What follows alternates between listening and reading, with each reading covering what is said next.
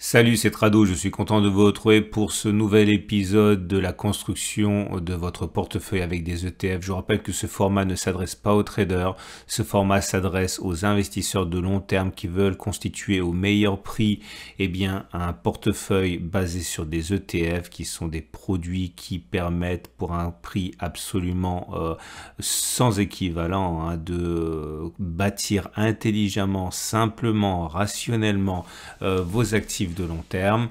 Je vous rappelle que cela repose sur des éléments multiples. Le premier, c'est que on a ici une stratégie de type cœur satellite, c'est-à-dire pour les plus novices d'entre vous, on achète quelque chose de central qui va faire le cœur ou le corps en anglais de votre portefeuille. Il peut s'agir de plusieurs choses, mais en tout cas c'est l'esprit de votre portefeuille. Et ensuite on va compléter avec des poches particulières. Ici dans votre exemple, alors, imaginons que vous achetiez un ETF monde avec 70% de votre capital. Vous allez ensuite compléter avec des valeurs de conviction qui vont dynamiser votre portefeuille, par exemple des économies émergentes, le développement durable, du luxe, ou alors on peut mettre moins que 80%, on peut mettre 70, 60, 90%. L'idée est toujours la même, c'est que vous avez un paquebot qui est votre cœur de portefeuille, qui a un ETF très général, et puis derrière vous allez colorer votre patrimoine avec des choses sectorielles ou de conviction qui vont vous permettre de dynamiser vos avoirs.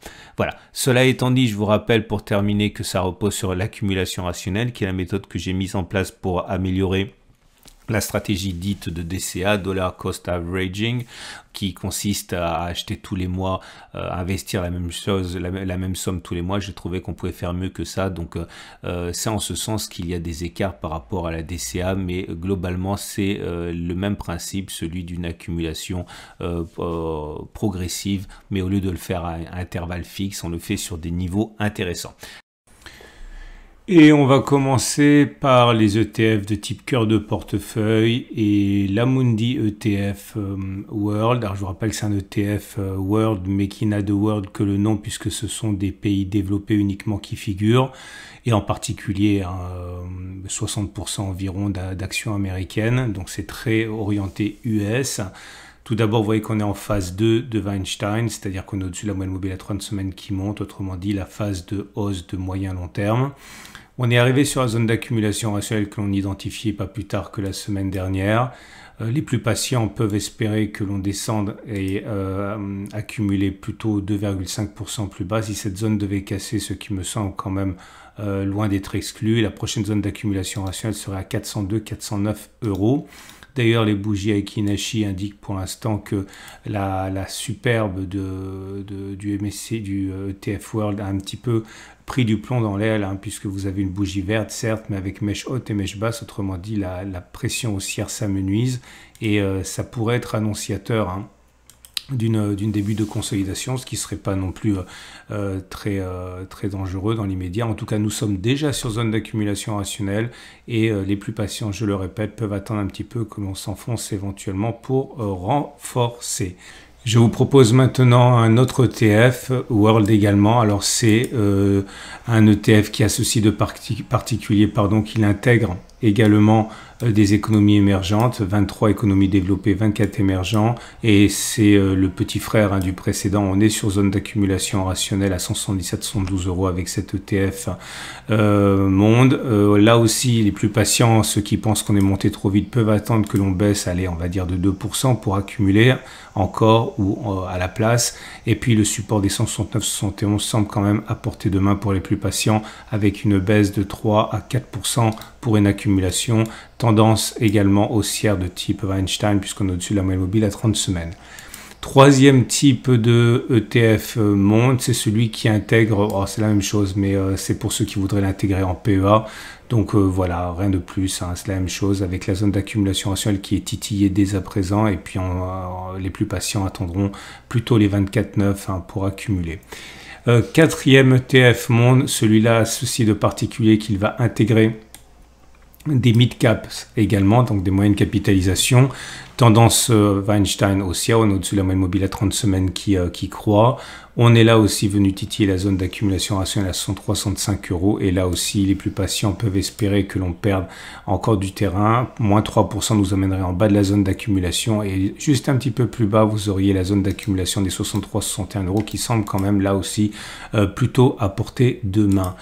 Je vous propose également cet ETF dont vous m'avez fait des retours très positifs. Alors c'est une espèce de tout en un avec l'ETF Vanguard Lifestyle, avec des actions, des grandes capitalisations, des mid-cap, des obligations, des bons du trésor. Et nous sommes également en zone d'accumulation à 26-27 €, tendance de moyen terme, long terme haussière, puisqu'on est au-dessus de la moyenne mobile à 30 semaines. Et je ne l'ai pas dit, mais c'est toujours pareil, vous avez des bougies Aiki Nashi qui sont moins bonnes que les bougies précédentes, puisque c'est des bougies vertes, mais mèche haute, mèche basse, et après c'est pareil pour toutes les ETF qu'on vient de voir.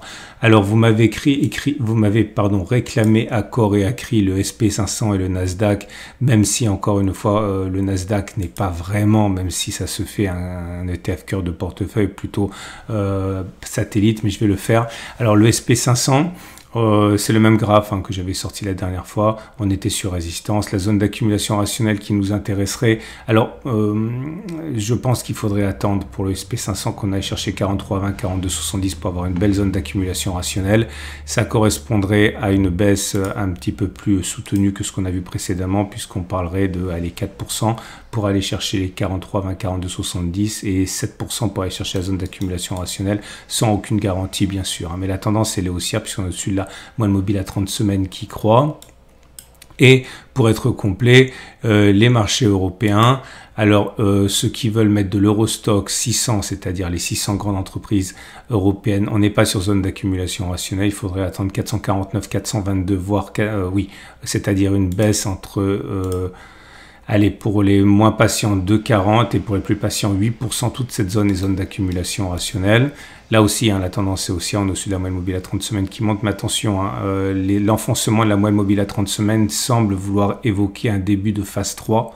On ne peut pas savoir pour l'instant parce qu'on a reconquise la moyenne mobile à 30 semaines. Mais si on devait avoir une phase 3, c'est-à-dire une phase de latéralisation comme ça, il faudrait dans ce cas surtout ne pas casser les 445 parce qu'on risquerait dans ce cas une entrée en phase 4. Mais pour l'instant, on n'y est pas, ne brûlons pas les étapes, on est toujours avec le bénéfice du doute en phase de haussière. Et pour l'Eurostock 50, donc vraiment pour les 50 plus grosses entreprises européennes, vous avez actuellement une zone d'accumulation rationnelle qui a déjà été testée il y a un mois, la zone des 42,20, 39,80.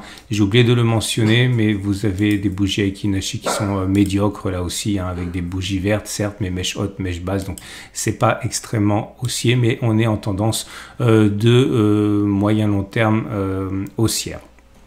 Et donc, je le dis et je le répète, le Nasdaq, pour ceux qui sont véritablement attirés par ça en cœur de portefeuille, nous sommes sur zone d'accumulation rationnelle à 15 290, 14 700. La hausse a été très forte, donc je pense qu'il y a matière à espérer un retour sur le bas de la zone ici. Ça voudrait dire une baisse par rapport au niveau actuel de 3,8%. Et si on devait consolider jusqu'à 773 000, qui est notre prochaine zone d'accumulation rationnelle, je pense qu'il est inutile d'accumuler entre les deux. Ici, ce serait peine perdue. Ça voudrait une baisse de 10 à 15%. Et c'est pas non plus scandaleux, étant donné que depuis octobre 2022, on a pris voilà 50%. Plus de 50% sur le Nasdaq. On a tendance à consolider au moins 38%, voire 50% de la hausse lorsque la hausse est très forte. Et voilà, une baisse de 38%, pardon, une correction de 38% de la hausse nous amènerait dans la zone d'accumulation des 1373 000. On a fait le tour des cœurs de portefeuille. On va voir maintenant les ETF satellites. Je vous rappelle que les ETF satellites, il y en a beaucoup. J'en suis plusieurs dizaines.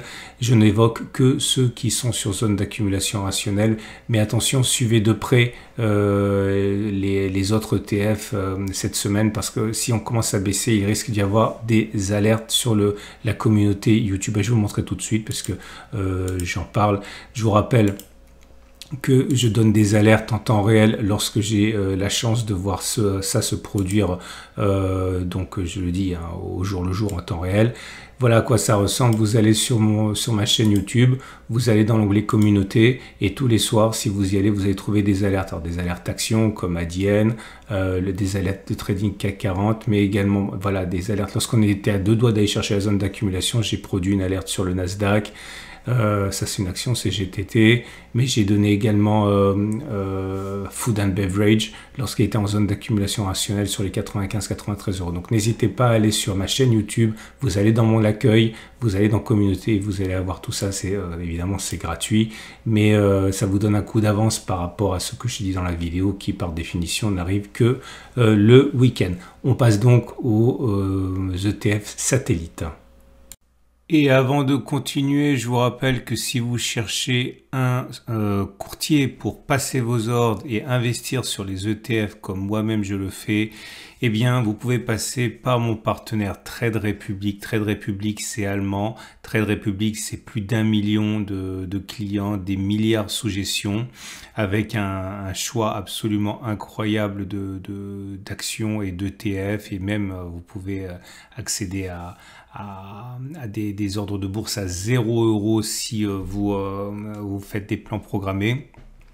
Mais le plus intéressant pour la nouvelle de cette année, c'est que Trade Republic rémunère 2% vos liquidités pendant que vous attendez que l'on arrive en zone d'accumulation rationnelle. Donc un avantage significatif dans cette méthode que j'applique et qui consiste à attendre les zones clés pour acheter. Et bien pendant que vous attendez, vous avez la possibilité d'être rémunéré.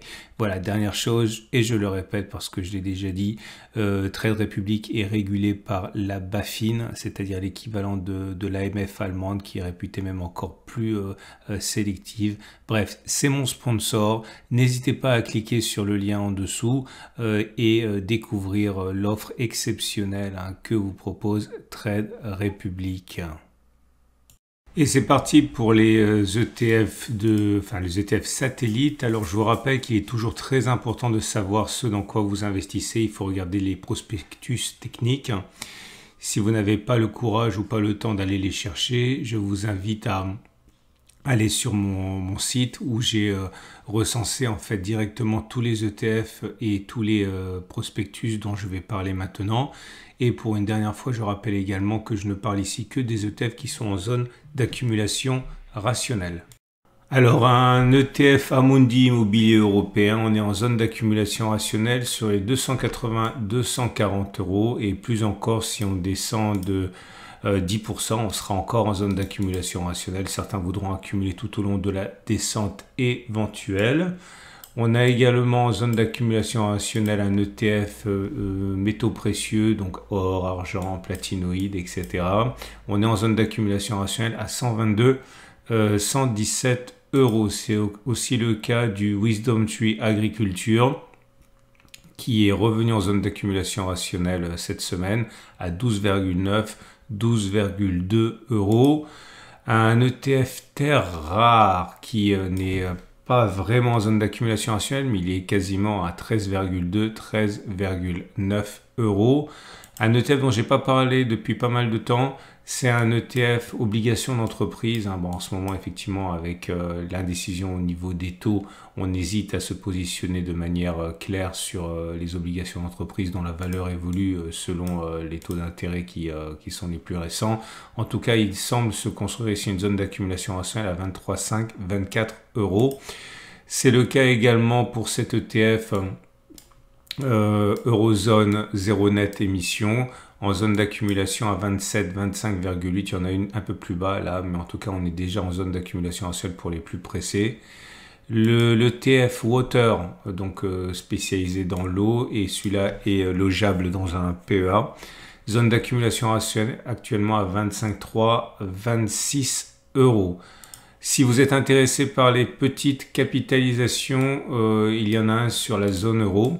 Zone d'accumulation rationnelle très proche, on l'a touché, mais on a rebondi dessus, 322, 333 €.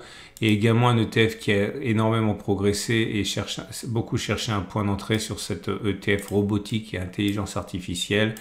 On est sur zone d'accumulation à 29,30 €, mais si le Nasdaq décroche, il y a de fortes chances pour qu'on aille chercher les 28 €, zone d'accumulation rationnelle suivante. Ah, j'en profite pour dire quelque chose qui m'est souvent demandé. On me demande souvent si je prends des profits partiels. La réponse est clairement non, je ne prends jamais de profits partiels. Tout simplement parce que ma protection à moi contre la baisse, c'est simplement que j'accumule pour le très long terme.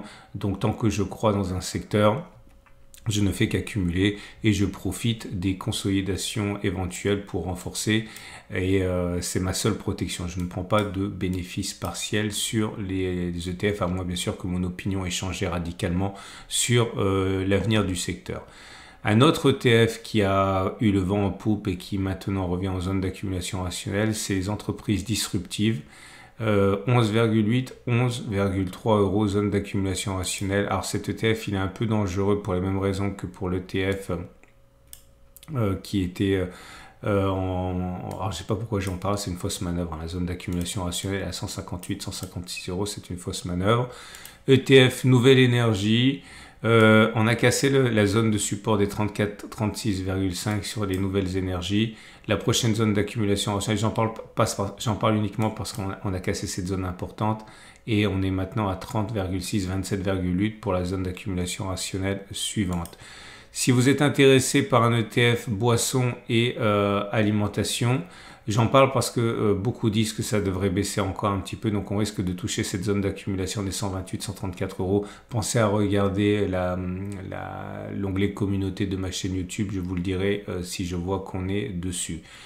Un iShares, un ETF zone d'accumulation rationnelle pour les petites capitalisations du monde. Ok, zone d'accumulation rationnelle à 6, 5,4 €. Quand vous avez des zones qui sont très larges comme ça, vous pouvez jouer la patience en achetant un petit peu ici et tout au long de la descente éventuelle si vous êtes joueur. Maintenant, si vous n'êtes pas joueur, vous pouvez accumuler tout de suite. On est en zone d'accumulation rationnelle si vous croyez au bien fondé de la méthode. Un autre iShares, celui du Japon, en zone d'accumulation rationnelle à 43, 44 €, la suivante étant à 41, 38 €. Ne soyez pas surpris si vous voyez parfois des zones qui changent, tout simplement pour s'adapter à l'évolution. Vous savez, les zones d'accumulation, c'est rien de plus que des supports et des résistances cassées. Donc à partir du moment où on crée une résistance ou que l'on végète, on crée des zones régulièrement. Donc ne soyez encore une fois pas surpris de vous rendre compte que certaines zones bougent avec le temps. Un ETF semi-conducteur. On est sur zone d'accumulation rationnelle, elle ne me semble pas très solide cette zone d'accumulation rationnelle, en particulier si le Nasdaq consolide de manière plus forte, et dans ce cas la prochaine serait 6% plus bas, 7% plus bas sur les 4,5, 4,3 €. Ce qui nous amène à un ETF BNP Hydrogène qui lui aussi a du mal à prendre son autonomie par rapport au support hebdomadaire de 9,9, 9,4 € qui est notre zone d'accumulation rationnelle. Et ça y est, je pense qu'on a fait le tour des ETF en zone d'accumulation rationnelle. Voilà. Donc, comme je vous l'ai dit, pensez à aller regarder ce dans quoi vous investissez. Si vous êtes intéressé par quelque chose, parfois l'intitulé n'a pas grand-chose à voir avec ce dans quoi on investit, notamment ces fameux ETF Monde qui sont essentiellement des ETF USA. Et je le répète, en dessous de la vidéo, vous allez trouver le lien pour aller sur mon site et regarder tous les prospectus techniques. Je vous invite également, si vous avez aimé le format, à vous abonner à ma chaîne YouTube. C'est mis à jour toutes les semaines. Et également un petit like si vous pensez que ça a été d'une quelconque utilité. Ça me fait plaisir, ça donne de la visibilité à ma vidéo. Et je vous donne rendez-vous tout de suite pour d'autres vidéos.